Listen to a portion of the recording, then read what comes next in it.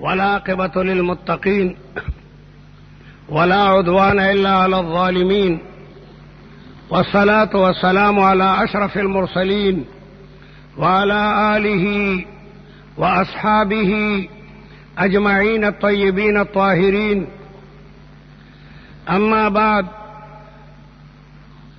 فعن ابن مسعود رضي الله تعالى عنه قال قال رسول الله صلى الله عليه وسلم: استحيوا من الله عز وجل حق الحياء.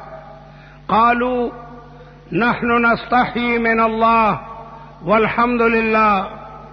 فقال رسول الله صلى الله عليه وسلم: ليس ذلك، إنما الحياء حق الحياء أن تحفظ الرأس وما حوى وأن تحفظ البطن وما حوى. پیغمبر علیہ الصلوۃ والسلام یو ځل صحابو ته فرمایل چې دا الله تعالی نه حیا او کوي پورا حیا. استحیوا من الله حق الحیا. صحابه وی چې موږ دا الله نه حیا کو مکمل حیا. والحمد لله، او د خدای تعریف او ثنا دا ټول د الله تعالی په فضل باندې ده. پیغمبر علیہ السلام ورته لیس ذالک، زما مراد د حیا نه دا حیا نه ده. والحیاء من الله حق الحیا، د خدای نه حق حیا دا ده چې تاسو د خپل سر او په سر کې چې څومره اندامونه دي د هغې حفاظت وکئ، او خېټه او چې په خېټه کې څه دي د هغې تاسو حفاظت وکئ، او یقین ولرئ چې دا دنیا فنا کېدونکې ده او ختمېدونکې ده. دا دنیا دا ختمېدونکې ده او فنا کېدونکې ده. دې ته حق حیا وایي. حدیث خو د الفاظو په اعتبار ډېر مختصر حدیث دی، لیکن دې ته جوامع الکلم وایي. په احادیثو کې بعض احادیث داسې دي چې د الفاظو په اعتبار ډېر مختصر دي، لیکن معانی بې شمېره دي. پښتو کې وایي کوزه سمندر په کوزه کې بند کړی دی، یعنی د معانیو سمندر په دې یو څو جملو کې دی. پیغمبر علیہ السلام وایي د سر حفاظت وکړئ، او په کومو اندامونو چې دا سر مشتمل دی د هغې پوره حفاظت وکړئ. د دې دا مطلب نه دی چې په سر دې درد دي د هغې علاج وکړه، په سترګو کې دې درد دي د هغې علاج وکړه، پوزه دې خوږېږي د هغې علاج وکړه، په غاښونو دې درد دي د هغې علاج وکړه. دا مطلب یې نه دی. مطلب یې دا دی چې الله تبارک وتعالی تا ته د سر هغه لوی نعمت درکو، د دې نعمت شکریا ادا کړه. ښکلي ښکلي ځوانان دي خو دماغ یې کار نه کوي، لیوني دي. دومره ښکلی ځوان او لیونی سړي ته ډېر لوی حسرت دی چې دومره ښکلی ځوان، څومره خشته سترګې دي، څومره مزیدار قد او قامت دی، شونډو ته وګوره، ننګو ته وګوره، او وي لیونی. د سنډا ساتل آسان دي او د لیوني ساتل دا ډېر ګران دي. وجل هم نشي چې هسې به د قتل په جرم کې راشو، ساتل هم نشي، ساتل هم نشي. زموږ مولانا عبدالغفور مدني رحمت الله علیه، الله دې د هغه په قبر باندې رحمتونه نازل کړي، ډېر لوی عالم او صاحب د کشف او کرامتو، د کشف او کرامتو. او 40 کاله مدینه منوره کې هغه د هجرت زمانه وه. یو ځای انتهایی مضبوط خشته او ډېر پاک عابد و زاهد و بلا وظائف پہ کولو. رسول اللہ جماعت کے با اکثر ناستو ناسا پا لیوانے شو. اللہ اکبر. داس لیوانے نو سلورم چت کے بیم چسو کتونو چت پہ کخکت بیرا غردولو. اگئی دا پارا دیر لوی مصیبت چو خدا دا بسکی نو اب چکم مکان کیوں نو پا کڑکو کی دین غٹ غٹ سخونه لګولو، هغه به مات کړ. نو هغه یې مړکول هم نشو، ځکه خون به زموږ په غاړه راشي او ساتل هم نشي، او لوی عذاب نو خکولی خکولی ځوانان چې دماغ کار نه کوي لیونی وي بیا د لیونو ساتل بیا ډېره لویه ګرانه خبره. نو د سر د دې نعمت شکریا ادا کا. الله تعالی درته دماغ درکړی دی، عقل له سالم دی، د دې ډېره لویه شکریا ادا کو. موږ چې دا پرنجی کوو نو موږ یکدم وایو الحمدلله،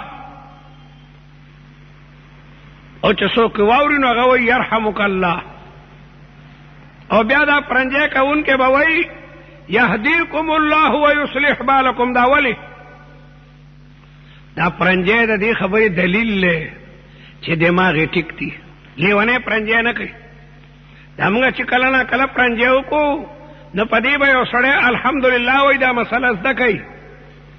چرته مو پرنجی وکړو نو یکدم وایي الحمدلله، او بل ورته یرحمک الله. الحمدلله معنا تمام تعریفونه ثابت دي الله لرا، شکر دې زما مازغه ټیک ټیک کار کوي.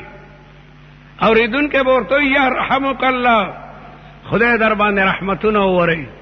بیا دا پرنجی کوونکې به بله جمله وایي چې یهدیکم الله ویصلح بالکم. خو علما دینه خبره ډونی په دغه سر کې چې څومره اندامونه دي د دې بم ډېر لوی خیال ساتي. خبردار چې په سر کې د غرور او تکبر را نشي. تکبر ډېر ناکاره شی دی. ځان ته به ځان نه وایي، بس ځان ډېر عاجزه او حقیر او سپک ګڼه، او بل مسلمان د ځان نه دروند ګڼه. د تبلیغي جماعت دا نمبر ډېر ښکلی نمبر دی، اکرام مسلم. اکرام مسلم، د مسلم اکرام بکې د ځان نه به لوی ګڼي، نو تکبر مه کوه. الله تعالی وایي الکبریاء ردائی، دا لویوالی زما صادر دی. هغه مبارک ذات دی او هغه د کبریای مستحق دی. نو چریم ځان ته ځان ونه وایي. تکبر عزازیل را خوار کرد، بزندان لعنت گرفتار کرد. عزازیل تکبر کو کنه چې خلقتنی من نار و خلقته من طین. تا آدم علیہ السلام د خاورو نه پیدا کړی او زه خو دې د اور د لمبې نه، د اور په طبیعت کې خو بره تللی، زه څنګه زه ته سجده وکړم؟ دی خو د خاورې نه پیدا دی، او د خاورې په مزاج کې تصفل له چې ښکته دي. تکبر یې کو نو الله تعالی درته رجیم یې، ته رټلی شوی، ته من الملعونین، ته ملعون یې. نو چرېم ګورې تکبر ونه کړي، غرور او تکبر نه چې کمدنو ځان ساته. او چرې په دماغو کې د شرک تصور نه کړي. ان الله لا یغفر ان یشرک به ویغفر ما دون ذلك لمن یشاء. په دماغو کې د داران شي چې دا الله تعالی صفت بل چاته ثابت کړي، دا شرک دی. دا تندی دا الله نه ما سوا بل چاته په ځمکه نه ږدي. ایاک نعبد، موږ روزانه مونځ کې دا الله تعالی سره دا اقرار کوو چې موږ خاص کر ستا عبادت کوو خدایا. سجده یو الله لره ده، د الله نه ما سوا بل چاته سجده نشته ده. دیو دینا یو صحابي راځي، په هغه دی کې به خلکو مالدار خلکو ته سجده کوله. هغه هم راغی چې د رسول الله د ذات نه څوک لوی دی. رسول الله ته داسې کې ایجي په شام کې خو خلک لوی خلکو ته سجدې کوي. رسول الله غوسه شو، دی که د الله تعالی نه ما سوا سجده بل چا د پاره رواوې نو ما به ښځې ته ویلو چې خپل خاوند ته سجده کوه. د خاوند په ښځه باندې د هر څه نه حقوق هغه زیات دي، لیکن د الله تعالی نه ما سوا بل چا د پاره سجده نشته. بعضې ناپوهه خلک قبر ته ورشي نو بابا ته سجدې لګوي.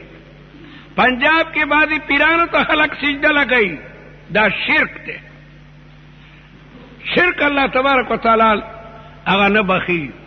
نو دماغو کې به ګوره د شرک ګندګي نه راولي. د الله تعالی صفتونه بغیر ته نه ثابته. علم غیب د الله تعالی خاصه ده. د غیب علم انبیاء تم نشته، اولیاء خو لا پرېږده، انبیاء تم د غیب علم نه ده حاصل. پیغمبر علیہ السلام وی لو کنت عالم الغیب لاستکثرت من الخیر وما مسنی السوء.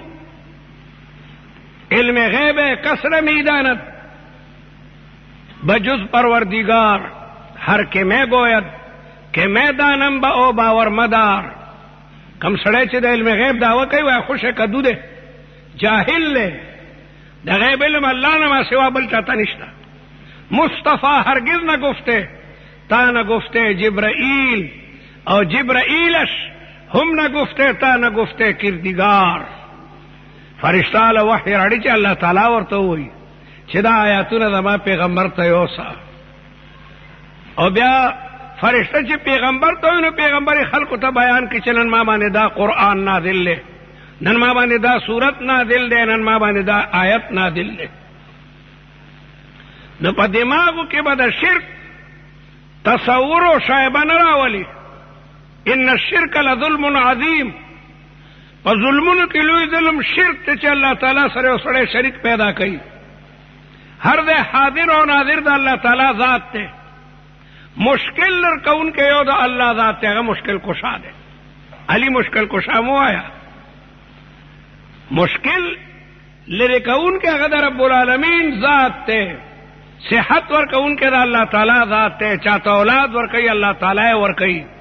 یحیی و یمیت یہب لمن یشاء اناثا ویہب لمن یشاء الذکور او یزوجہم ذکرانا و اناثا او یجعل من یشاء عقیما.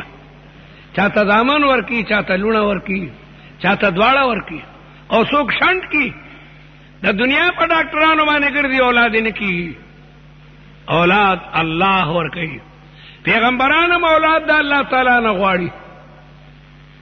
زکریا علیہ السلام دا بی بی مریم عبادت خانے تا چورا گئے اگے سر بے موسم میوی وی بے موسم میوی. زکریا علیہ السلام تا تپوسو کو چھے انا لکی حادا دا میوی بی بی دا کم دے ندی اگوی دا اللہ تعالیٰ را لیگی. زکریا علیہ السلام پوشو چھے بی بی مریم ولی اللہ دا او دا دا غی کرامت تے. نو پدا گا دیکھی دا زکریا علیہ السلام رمرا ڈک شو او دا اللہ تعالی دربار کے سوال کئی ہنالک دعا زکریا ربہ. پدا گا دے کہ زکریا علیہ السلام ہم دخدین سوالو کو چھ دا ما ربا تبی بی مریم تبی موسم میوی ورکے زما موسم ہم دا اولاد خو ندے اولاد خوم دے رخواگا میو دا خدا دا ما موسم خو دا بچو ندے دا خو بوڑائی ما دا سروی اختم تک سپین دی او بی بی میں بوڑائی دا خدا تو خو قادر ہے کنا. بی مریم تا لگیا دے بے موسم میوی ورکے ماتم بے موسم میوی راکنا ماتم اولاد راکنا. اللہ تعالیٰ یک دم دعا قبول کا او بے اللہ تعالیٰ ورطوئی انا نبشرک بغلام زتا تدیو علک زیر در کوم او نمم ورطا اللہ تعالیٰ کی خوشدہ غنم با احیاوی. اللہ تعالیٰ ورطا نو دیو جناب اولاد بم دا اللہ نغواڑی دا مشکل حل کول بم دا اللہ نغواڑی. دغی توحید ہوئی دیتا توحید ویلے کے دے. نخپل دماغ دا با دا شرک دا گندگونا او دا ناکار تصوراتونا محفوظ ساتی. او شرکم گورے دا ریام شرک تے. ریا دیتا ہوئی چیو سڑے عبادت دے دا پارا کئی چی خلق اوئی چی پلان کے دیر نیک تے و عبادت کئی مز نکئی. خودی وجن جمعہ تراغ چیرہ دبم مز گزارو کے شریک شم نو خلق بدما دا دکان نا سودا کئی چی پلان کے مز گداتا خودے تے عبادتو کو تا خلقو توکڑو. دیتا ریا ہوئی چیو سڑے عبادت دا دکلاوی دا پارا کئی خلقو تا دان خئی. دیتا شرک اصغر ہوئی. شرک اصغر دا شرک سر چکم دنو قریب دے. نو رسول اللہ مبارک فرمائی چی حیا دادا چی دا سر او چی بدغا سر کی کم نعمتون دی دا غیب حفاظت کے لوی نعمت بدغا سر کے دسترگو دے. دسترگو دا حفاظت طریقہ دادا چی پردائی لور خور تبانو گوری. دسترگو دا دی نعمت شکریہ دادا چې جمعات ته ځې چې ټکرو نه وې. د سترګو د نعمت شکریه دا ده چې مشر ته به د ادب په نظر ګوري، مور او پلار ته به د ادب او د عظمت په نظر باندې ګوري. دا دومره لوی نعمت دی. په دې به قرآن مجید ته ګوري او د هغې تلاوت پکې، په دې به د حدیثو کتاب ته ګوري او د هغې تلاوت پکې. دا د دې نعمت هغه چې کمدنو شکریه ده. د دې نه بزان ساتي چې په دې سترګو زه پردی لور خور ته وګورم. پردی لور خور ته کتل ناجایز دي. قرآن وایي قل للمؤمنین، زما د مؤمنانو بندګانو ته ووایه که نه یغضوا من ابصارهم، چې خپل نظرونه ښکته ساتي. او قل للمؤمنات، مؤمنانو بیبیانو ته مو وایه یغضضن من ابصارهن، چې نظرونه ښکته ساتي. روایاتو کې راځي چې هغه زلمې او هغه ځوانه جینۍ د ایمان په خوږوالي به هله پوشي چې هغه د خپل نظر حفاظت وکړي. سترګې دې دپاره نه دي چې پردی لور خور پې وګوري، سترګې دې دپاره نه دي چې په چا مشر باندې سترګې راوباسي یا مور او پلار باندې سترګې راوباسي د غضب او د غصې. دا د سترګو ناشکري ده، دا د سترګو ناشکري ده. دا سترګې ډېر لوی نعمت دی. قرآن مجید راواله ګوره پې، که دا نعمت یې در نه واخېستو نو بیا به تا ته پته ولګي چې څومره لوی نعمت نه ده چې کوم محرومه شو. هغه چا نه تپوس وکړئ چې د چا نظر نه وي چې دا څومره لوی نعمت دی، نو د دې نعمت شکریه په ادا کې. جبم په نعمتونو کې ډېر لوی نعمت دی. الرحمن علم القرآن، مهربان خدای ډېره لویه مهرباني وکړه. د قرآن د علم دپاره انسان پیدا کو، خلق الانسان، انسان پیدا کو، وعلمه البیان، او د گویایي طاقت یې ورته ورکړلو. د گویایي موږ چې دا خبرې کوو دا ډېر لوی نعمت دی. د یو سړي پړه کې چې سوي په ژبه باندې بل ته بیان کړي چې د ماړه کې دا خبره ده، د ماړه کې دا ژبه د ما فی الضمیر ترجمانه ده ستا دړه، هغه تمامې خبرې بل ته چې کوم نه بیانوي. دا ډېر لوی نعمت دی. د ګونګي نه تپوس وکړه چې هغه د خپل ما فی الضمیر بیان نشي کولی. په اشاراتو باندې بیان وکړي لیکن اشاره باندې سړی پوره نه پوهېږي. نو دا ډېر لوی نعمت دی، ډېر لوی. عطاالله شاه بخاري دومره لوی مقرر چې 5 ګنټې به تقریر کولو، ډېر لوی فصیح او بلیغ.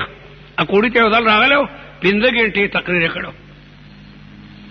عرس به لګېدو ښکته محله کې د شاه صاحب تقریر چې شو زبردست اصیلې راغلو، د شپې جلسه ونه شوه. نور چې راوختو شاه صاحب تقریر شروع کړو، د ماسپښین اذانه پورې تقریر کړو. او حیران ووي چې یو سمندر دی او د علم ملغلرې پکې دي، لیکن آخر کې بیا په ژبه باندې فالج والو بیا خبره به نه شو کولی. دا ژبه یو ډېر لوی نعمت دی، خو چې الله تعالی په چا فالج راولي یا ګونګی کړي نو د دې نعمت نه به انسان محروموي. غوږونه نو ژبه ډېر لوی نعمت دی. د دې شکریه دا ده چې په دې به تلاوت کې د دې نعمت دا ده چې ښې خبرې وکړي. قول معروف ومغفرة خیر من صدقة یتبعها. په دغه ژبه به رښتیا وي، په ژبه به حمد او ثنا وي، په دې به د رسول الله تعریف کې، په دې به د اسلام خبرې کې، په دې به په منبر مولا راشي خلکو ته به قرآن او حدیث بیانوي. تبلیغي جماعت مجلس علم منعقد کې هغې کې په دغه ژبه باندې د قرآن او د حدیث معانی او مطالب چې کوم نه بیانوي. ژبه په نعمتونو کې لوی نعمت دی. ژبه دې دپاره نه ده چې په دې به ته چاته کندلې کې، په دغه ژبه به ته غیبت کې، په دغه ژبه باندې به چا باندې بهتان تړي. دا د دې ناشکري ده.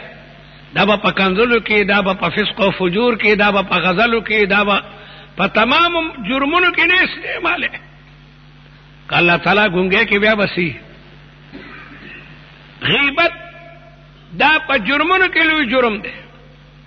رسول الله مبارک په سورلۍ باندې سور دی او یو 2 قبره مخامخ رالل، د رسول الله سورلۍ ټوپ کو، ویرېده، وبوګنېده، قریب و چې رسول الله مبارک پرې وته پیغمبر اسلام فرمایل چې زما دا اوخه د دې قبرونو د عذاب نه او یریدا زکه دې ټوب کو او دا سودمره لوی ګناهونه نه خو دې سړو دا ګناه کوله دغه یو چغل خور چغلی به کوله او دې بل به دا وړو بولو نه ځان نه ساتلو په دې عذاب کې دې چې کمنو مبتلا دي غیبت چغلی دا ډېر لوی جرم دی یو سړی چې د خپل رور مسلمان غیبت کوي دا داسې ده چې د دغه مړ رور غوښې خوري څوک د مړي غوښه خوري قرآن وایي انما یاکل لحم اخیه میتا لکه د مړ رور یو سړی چې کمنو غوښه خوري غیبت ډېر لوی جرم دی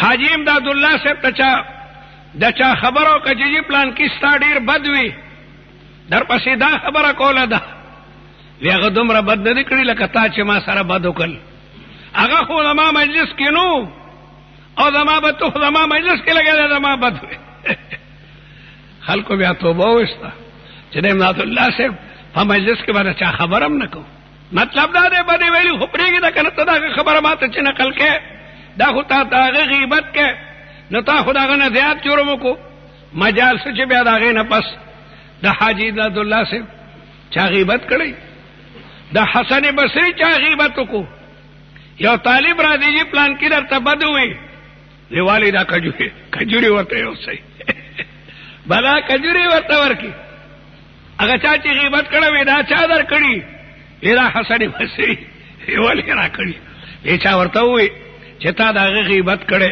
نو هغه ډېر خوشحاله شو ځکه چې کوم سړی د چا غیبت کوي نو الله تعالی به د هغه سړي ګناهونه د ده په سټ باندې ږدي چې واله تا د هغه غیبت کولو د هغه دا ګناهونه اوچت کا نو ما سره خو یې خو وکړل چې زما غیبت یې وکړو په دې به الله تعالی زما درجه چې کوم ده نو هغه بلندوي نو ژبه په نعمتونو کې لوی نعمت دی الرحمن علم القرآن مهربان خدای مهرباني وکړه انسان پیدا کو هغه ته د گویایي طاقت ورکو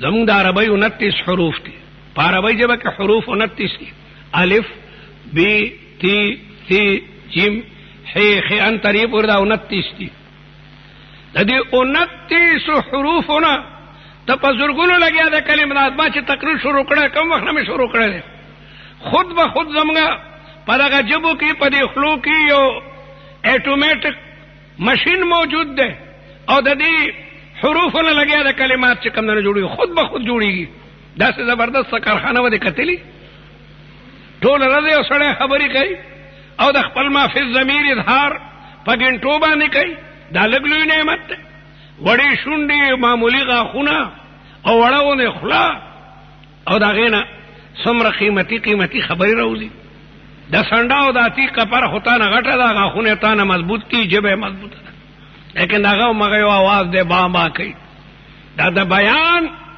او د حروف د ادا کولو نعمت الله تبارک وتعالى انسان ته بخله ده د دې نعمت شکریا ده چې په دې ژبه لږ د خدای ذکر وکړه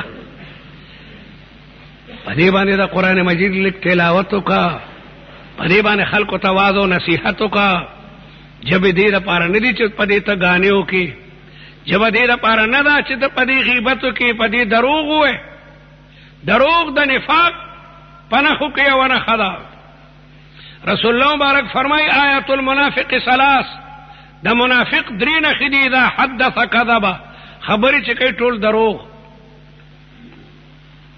و اذا تمن خانه کله چې امانت ور سره کې دي امانت کې لګیا ده خیانت کوي و اذا وعده اخلفا چا سره چې وعده کوي بیا وعده نه پوره کوي په بل حدیث کې سلورن ما نخم رسول الله بیانوي و اذا خاصم فجر کله چې چا سره جنگ شي بیا ته شکندلې کوي حالانکه سباب المسلم فسوق مسلمان ته کندلې کول دا ډېر لوی بے ادبی ده او دا ډېر لوی بی دینی ده چې مسلمان ته چې کمندونو کندلې کوي نو په دغه مخ کې په دغه سر کې جبم دم د دې بم ډېر خیال ساتي په دغه سر کې غوګونم دي په غوګونو با قرآن اوري په غوګونو با د واعظ او نصیحت خبرې اوري په غوګونو به د مور او پلار په خبره چې دی وی لبیک بوي بور درته خبره کوي پلار وای لبیک حاضر ما جی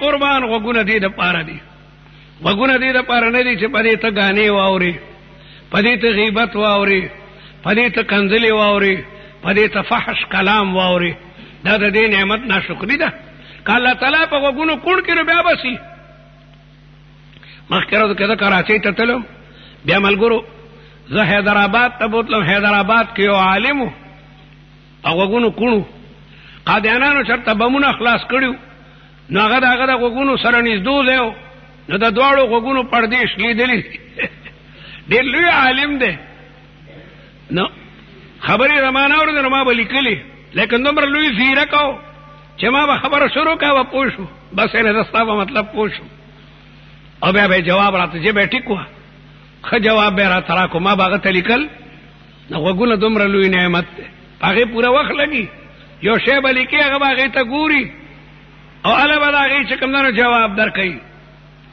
نو رسول الله مبارک فرمایي چې حق حیا دا ده چې د خپل سر حفاظت وکړي او وما هوا په کومو اندامونو چې دا سر مشتمل دی د دغې اندامونو به پوره خیال ساتي دا معمولي نعمتونه نه دي دا په نعمتونو کې ډېر لوی لوی نعمتونه دي نو دا به په خپل محل کې د کوم څیز دپاره چې الله تعالی پیدا کړي دي هغې کې به لګیا دی استعمالې او په ناکاره ځایونو کې به دا چې کوم نه استعمالې او بیا رسول الله فرمایي چې حق حیا دا ده چې په خېټه چې کوم شی دننه کې د هغې به هم خیال کې او د هغې نه چې کوم طاقت پیدا کېږي د هغې به هم چې کوم نه خیال کې دا هم ډېر لوی نعمت دی چې سړی ډوډۍ وخوري او هضمه شي یو سړی اوبه وڅښي او هغه هضمې شي دا هم ډېر لوی نعمت دی د هغې خېټې ته به حلال ور دننه کې د حرامو نه به ځان ساتي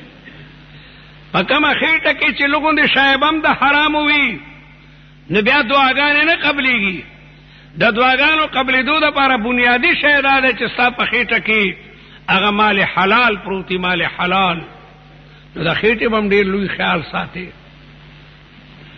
خلک د دې خیال نه ساتي که رشوتي که په دروغه باندې وي که په ملاوټ باندې وي که ګز کې یو سړی وایي خو مړه چې په څه طریقې سره دغه خېټې ته نان او نفقه پیدا شي نه د نان او نفقې به ډېر لوی خیال ساتي ډېر لوی خیال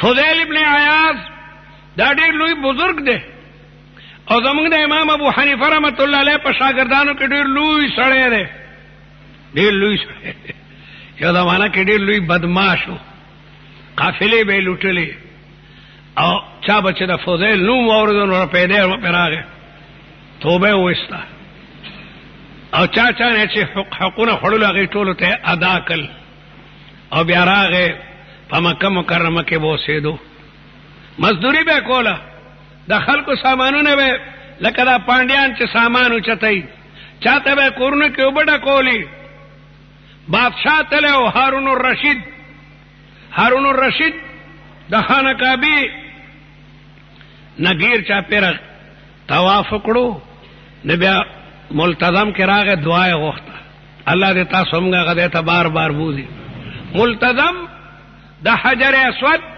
او د خانه کعبې د دروازې سره دغه لغوندې ځای ته ملتظم وي خلک چې طواف وکړي نو بیا راشي د خانه کعبې سره دا سینه ولګوي او ډېر کوشش کوي چې د خانه کعبې مبارکې دورشل ته لاس ورسوي د خانه کعبې دورشل اوچته ده په مشکل سړی لاس ورسیږي او دغه دی کې بیا خلک دعا غواړي دا د دعا د قبلېدو په ټولو مراکزو کې لوی مرکز دی دعا مقام ابراهیم کې هم قبلېږي میزاب رحمت مبارکه پر ناله د هغې لاندې هم دعا قبلېږي د زمزم اوبه چې اوس کې او خانه کعبې ته ګورې هم دعا قبلېږي د صفا په غونډۍ چې ودرېږي او خانه کعبې ته ګورې هلته هم دعا قبلېږي او مروه باندې چې ودرېږي هلته او خانه کعبه نه ښکاري خو هلته هم چې خانه کعبې ته مخکې او دعا کوي دلته دعاګانې قبلېږي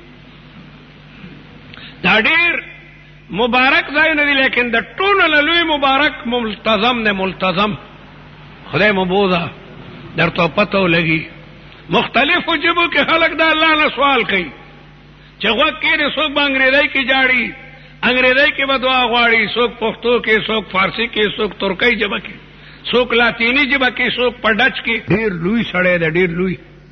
هغه ته جړا نه ورځي، کوشش کوي جړا نه ورځي. طواف نفس ملتزم خصات نیولې دی او بیا راغی مقام ابراهیم کې 2 رکعات وکړ.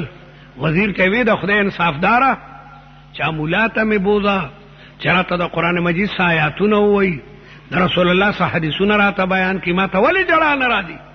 زما د اړنن ولې سخت دی؟ وزیر ورته جی دلته کې هو عبدالرزاق ابن حمام لوی محدث دی، بس هغه ته مې بوزا. هغه ته دروازه وډه بولا. عبدالرزاق راووتو، بادشاہ سره غاړه غټی شو. وزیر ته د خدای انصافدار دا خدای موږ ملمه نه ماته به ویلو نه بس د بادشاہ اله خیال راغی، طواف وکړو، خیال راغی چې ما چا عالم ته بوز، هغه ورته بلا آیاتونه او بلا حدیثونه وی، لیکن اړې نرم نشو. او بیا س اکرام هم دا غي عالم کو بلا پیسې ورته ورکړي. دی بل مولا ته مې بوز ویدل ته سفیان ابن عیینه یو لوی عالم دی، دا زموږ د امام ابو حنیفه صاحب د درجه عالم دی، سفیان ثوری او سفیان ابن عیینه. هغه ته دروازه وډه بولا، هغه ورته بلا خبرې وکړي، لیکن بادشاہ وی دا ماړه نه ده نرم او جاړي چې خدای دا ما په دې وړه څه چل شوی. ویجی دلته فضیل ابن عیاض ته خو جی هغه ډېر غوسه کېږي. ګورې وی همدغې مولا ته مې بوده چې دا غوسه کېږي. د شپې کافي وخت تېر شوی، کافي وخت. فضیل ابن عیاض ته چې دروازه وډه بوله د پېشمني وخت، هغه بره پچت تهجد کولو. تهجد نه چې سلام وګجارستو نو برنه आवाज ورکو چې من بالباب، دا دروازه څوک ډبای؟ وزیر وی عجب امیر المؤمنین، امیر المؤمنین راغله ده، هغه دروازه ډبای. فضیل ابن عیاض وی ومالی ولی امیر المؤمنین، امیر المؤمنین سکو. هغه ته ولی قران نه وی، وزیرانم سم وزیرانو کنه. وزیر وی چې الله تعالی چې وی اطیعوا الله واطیعوا الرسول واولی الامر منکم، اولو الامر. فضیل ابن عیاض والله ما فرقت من الله ورسوله، دا الله او دا رسول دا خبر لدل نه ما فارغه. وزیر ورته وی چې ومن دق بابا کریم فتح، څوک چې د سخیانو دروازه ډبای نو سخی حکومت کم دروازه لرکای کنه. نو فضیل ابن عیاض را کوز شو او دروازه لری کا او تور تیاروا. فضیل ابن عیاض ولاړ دی او ذکر کوي. بادشاہ په تور کمره کې چې وردان کېږي نو لاس داسې مخ کې په تور کمره کې چې دی او سخکار نو خلک دا لاس ځان مخ کې وړي چې څنګه ټکراو نو هم سترګې مې خوګ نشي، پوزه مې خوګ نشي. نو دا بادشاہ لاس د فضیل ابن عیاض په بدن باندې ولګېدل. نو فضیل ابن عیاض وی الله اکبر، دا امیر المؤمنین د هارون الرشید لاس خو درې خمونم زیات نرم دی، کاش چې د دوزخ پور نه سوځېده. او مګه دې کې هارون الرشید بیهوش را پریوت. وی آن چې از دل می خیزد بر دل می ریزد، کما خبره چې دړه نه راو دی هغه پړه باندې پریوزي. پر نہیں طاقت دل سے جو بات نکلتی ہے اثر رکھتی ہے، پر نہیں طاقت پرواز مگر رکھتی. او چې په هوش کې راغی ما ته نصیحت وکړه چې هغه آیت وی دو پچو چغو جړل. خیر وګړه قصه ده. بیا بادشاہ ورته بلا پیسې ورکی، بلا پیسې. هغه باندې فضیل ابن عیاض ډیر غوسه شو، ډیر غوسه شو چې ما درته قرآن او احادیث بیان کړل، ته ماته پیسې راکې. ویجی پتا باندې به خلکو قرضې وي، دا وي. ورته بادشاہ سلامت دا د بیت المال پیسې دي، وایه تا مزدوري کړي، دا کستا د پسینې او د خلو پیسې بیا خو بله خبره ده. د بیت المال رقم ما ته مراکو دی کې د ټولو مسلمانانو حصہ ده. او بادشاہ ته وی دی بس کوي کنه، تا ته خو زما ډېر قیمتي وخت لګیا دی په دې خبرو کې تیر کو. بادشاہ بهر راوتو او فضیل ابن عیاض دروازه بنده کا. فضیل ابن عیاض ته ښځه وی چې فضیله څومره زیاتی کې، تا خو د بادشاہ نه پیسې نه وي غوښتې، په خپله درته اشرفۍ در کولې خو اخیستې به دې وي که نه، او پتا باندې بلا قرضې دي هغه دې په خلاص. فضیل ابن عیاض ښځې ته غوسه شو چې ما نه اوښ مه جوړو. اوښ په اوښ باندې خلک ټول عمر کار کوي، څوک پې ګاډي چلوي، څوک پې ایوي کوي، څوک پې څه کوي، څوک پې څه، او چې بوډا شي بیا حلالوي. دی ما حلال مزدوری کړی دا، ما مزدوری کړی، او ان اطیب ما اکلتم من کسب ایدیکم، اعلی خوراک هغه دا دی چې په لاس باندې محنت وکړي، دکانداریو کې، تجارتو کې، زمینداریو کې، مزدوریو کې، دا حلال رزق دی. ان اطیب ما اکلتم من کسب ایدیکم. ما دا عرض کولو چې خېټې ته به هغه شی درنه کې چې هغه حلال او طیبي، د هغې نه چې کومه وینه پیدا کېږي هغه هم په طاعات او عباداتو کې چې کوم نه خرڅ کېږي. نو رسول الله مبارک فرمایي چې د الله تعالی نه حق حیا دا ده چې یو سړی د خېټې پوره نگراني وکړي، ځکه معده د دې د وجې نه ستا د بدن تمام طاقتونه ژوندي دي. ته چې خوراک کوې به ستا سترګو کې د رڼا او د لیدو طاقت یې، غوږونو کې به د اورېدو طاقت یې، ژبه کې به د وینا. نو دا لوی سټیشن دی، دا پاور سټیشن نه تمام طاقتونه هغه لګیا دی بدن کې خرچ کېږي. نو چې ستا رزق حلالي او طیب او طاهري، ستا نگاه به هم سوچوي، ستا د غوږونو قوت به هم په ښځه کې استعمالیږي، ستا د ژبې طاقت به هم په ښځه کې استعمالیږي. نو رسول الله مبارک فرمایل چې څوک د خپلې خېټې نگرانی کوي او خېټه د حرامو نه ساتي، نو په اعضاو کې به بهترین طاقتونه چې کوم نه پیدا کوي. او بیا رسول الله فرمایي چې د یو سړي دی دا عقیده وي چې دا د دنیا زندگی یو څو ورځې ده او دا دنیا لګیا ده ختمېدونکې ده، او مرګ دغه پیش نظري، هر مال دغه خیالي چې مرګ را روان دی، مرګ را روان دی. ډېر خلک په ژوند کې ځان ته قبر وکني، په ژوند کې ځان ته د کفن انتظام کوي، نو هغه همیشه بیا په تقوا او طهارت کې دغه زندگی تېرېږي. کم کسان چې مرګ یادوي الله تعالی هغه د ګناهونو نه ساتي. تفسیر حقانی قصه لیکي چې یو بادشاه او غریب کمزور و، مردمی طاقت کې ډېر کمزور و، مردمی طاقت یې کم و. وزیر ورته وایي چې دلته یو فقیر دی، هغه سره ډېر قیمتي دارو دي، هغه چې سړی وخوري طاقت پکې پیدا شي، د بیبي حق ښه ادا کولی شي. بې ظالمه ورشه که نه، ما دپاره څه دارو راړه، زه خو د خپلو بیبیانو حق نشم ادا کولی.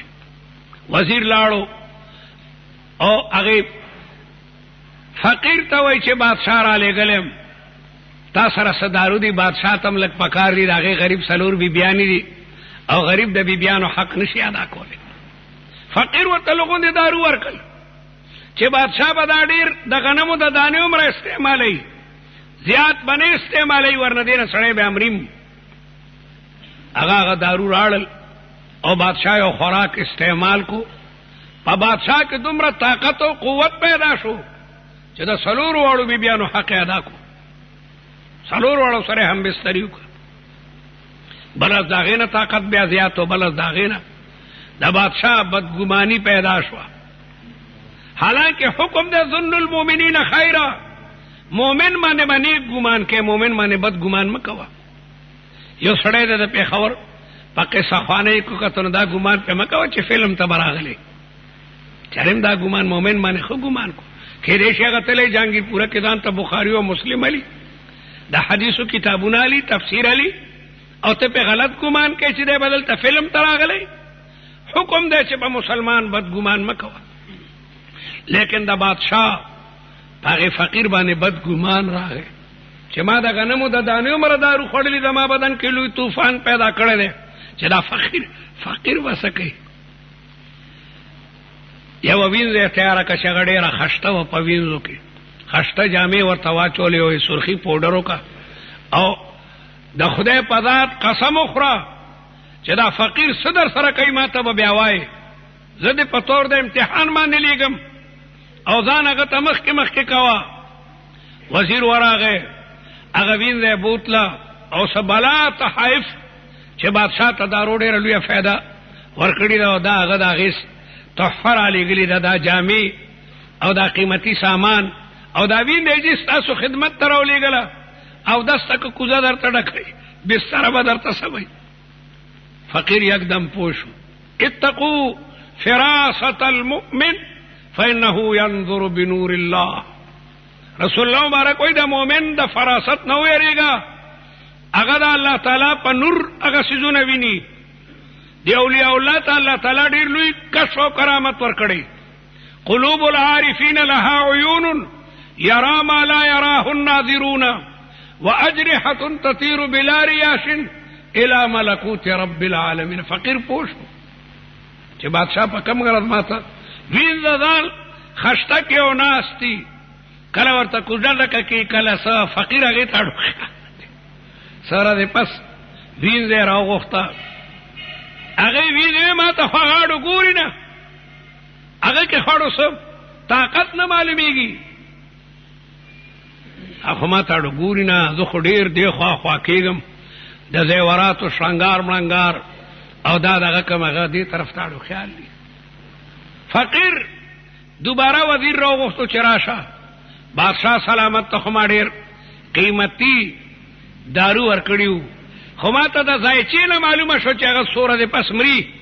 بادشاہ 3-4 دې پس لګیا دی مري. کاش چې ډېره زمانه ژوندی وی نو دې دارونه به ډېره فایده اخیسته بیبیانې به هم ته ډېرې خوشحالې وي. وزیر ورغی جنن خو فقیر یو ډېر المناک او دردناک خبر ما تراکو چې ما د بادشاہ ځایچه وکته د ستورو په ذریعه دا معلومیږي چې د بادشاہ ژوند 3 یا 4 ورځې دی بس. بادشاہ چې دا واورېدو نو یکدم ویرېدو بې ظالمانو لرې کوي دا چنګ رباب دا دوپړې باجي دا سرندې دا لرې کوي لکه دې د منکه لکه دا ټي وي لرې که دا کیبل لرې که دا عذاب راړی موسله او داسې په موسله کېناستو چې د ما د ژوند دا 3 ورځې دي چې کم از کم الله ته وجاړم د خپلو ګناهونو معافي وغواړم. 3 ورځو کې بادشاہ نری شو بالکل ایس ځان ته باقاعده ویلي کېدو او ذکر دی اذکار دی سجدی دی تلاوتونه دی خیراتونه دی. څلورم ورځم تېره شه 5مه بله ورځ تېره شه بادشاہ مړ نه شو. وزیر ته وی فقیر ته ما خو د بنیاد ویسو ته فقیر وی ما ستا علاج کولو بادشاہ سلامت ما ستا علاج کو تا ما ته وینده دې دپاره رالیږلي وه چې فقیر سره دارو دی نو دی به څه کوي. زه مرګ یادوم هره ورځ چې ماښام کېنم زه به قبر ته ځم په قبر کې به څه جواب ورکوم ځنکدن کې به څه جواب ورکوم. دې ته مراقبه موت وایي. مراقبه موت د اولیاو په تزکیه د نفس کې په تصوف کې یو مراقبه ده چې سړی کینی او دا خیال کوي چې د بمرم مرګ خو ناڅاپه راځي. تاسو نه ګورئ پلان کې مړ شو پلان کې مړ شو پلان کې مړ شو. الناس فی غفلاتهم ورحل منیه تطحن. خلق د دنیا په کارونو کې غافل دي. دکاندار وایي د دکان کې به دا همیشه یم ټیکهدار وایي د به همیشه ټیکه کوم ناڅاپه پې مرګ راشي. الناس فی غفلاتهم خلق غافل دی. ورحل منیه تطحن د مرګ میچن لګیا د خلق وړی د بادب لګیا د خلق وړی. وی مونږه مرګ یادو نو زموږ دې دوایانو مایانو ته بالکل اړو خیال نه. نو رسول الله مبارک فرمایي چې درېمه خبره انسان ته هغه دا ده چې د مرګ هغه یاد لري چې ما ته مخې ته مرګ دی مرګ. الله دې ستاسو زموږ د ټولو ځان کدن ډېر آسان کړي. زمانونو د ځان کدن ډېر لوی سختۍ دي. الله اکبر ډېر لوی سختۍ په دغه ځان کدن کې انسان وای داسې وي لکه یو ژوندي ګډ نه چې سړی سرمنو باسي. دومره دا انسان په دې خپل روح باندې مین دی او ډېر په سختۍ ته دا چې کمدنو جدا کېږي. او بیا د قبر تورې تیرې الله اکبر هلته بیا تپوسونه کېږي. بیا د میدان محشر نفسی نفسی. نو رسول الله مبارک فرمایي چې حق حیا دا ده چې د سر خیال وساتو په دې کې څه کوم اندامونه دي د هغې سوچ وکړه د هغې شکریه څه ده. او خېټه چې هغه ستا د تمامو قوتونو پاور هاوس دی د هغې نه دا تمام طاقتونه ستا اندامونو ته لګیا د تقسیمیږي. دې ته حلال رزق وغورځوه هغې نه به بهترین طاقتونه او قوتونه پیدا کېږي. مرګ او د دنیا زوال هر مال پیښې الله تعالی به بیا حفاظت کوي. الله دې ستاسو زموږ د ټولو دنیا عقبه ښه کړي. خدای مجرمان او مختورون یو زموږ د ټولو ګناهونه معاف کړي.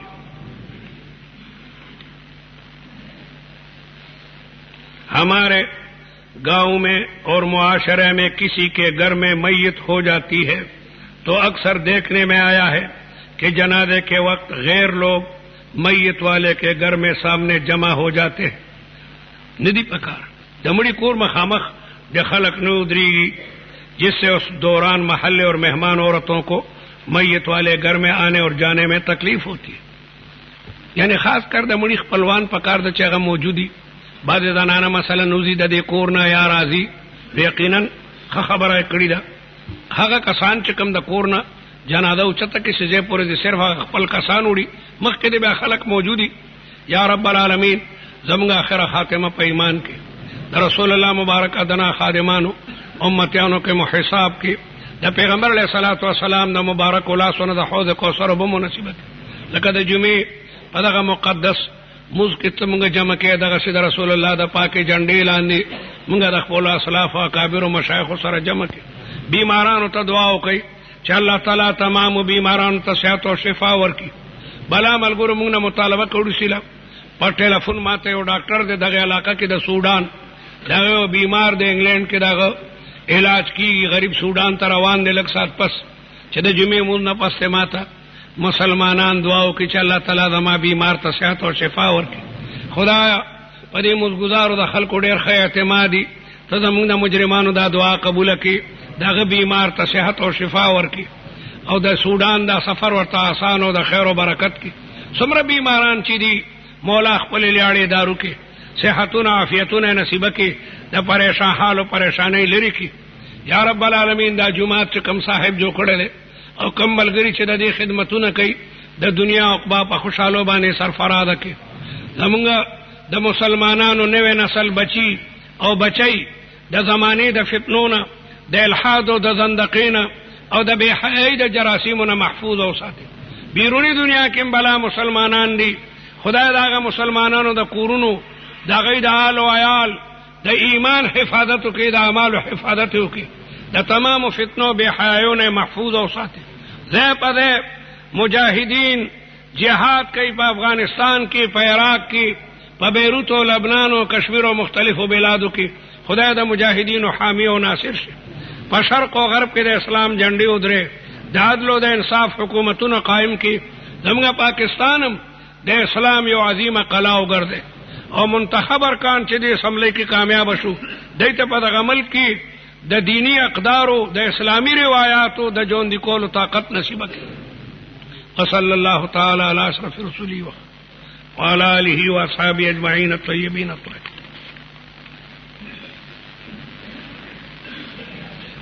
د ډنمارک حکومت ته پیغمبر اسلام بارکه بیا د توهین آمید خاکی دعا ورته کوي چې خدای دا کافران تباہ او برباد کړي.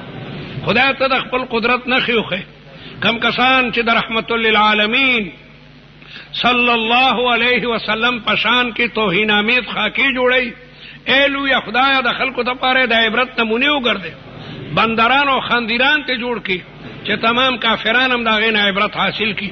د رسول الله مبارک ذات ته الله چې کوم دنو هغه د حسن پیغامات ورکړي. الله و انک لعلى خلق عظیم الله و ورفعنا لك ذکرک الله ورته رحمت للعالمین و یغه محمد دے کافرانو په خپل زمانہ کې ورته مذمم وی رسول الله مخه پکې گئی زه محمد خدای دې کافرانو ته داسې سزاګانې ورکړي چې نور کافرانو ته عبرت حاصل کړي.